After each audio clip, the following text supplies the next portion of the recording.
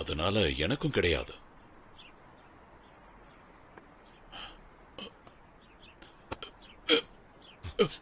Sir என்னாச்சு?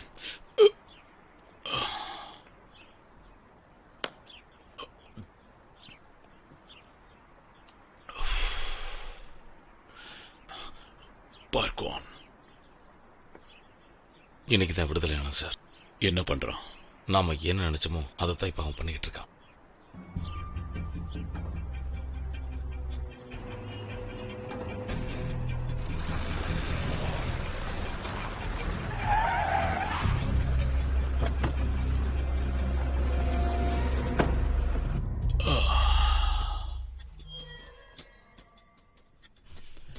இப்படி ஒரு நாள் வரும்னு நான் எதிர்பார்க்கல.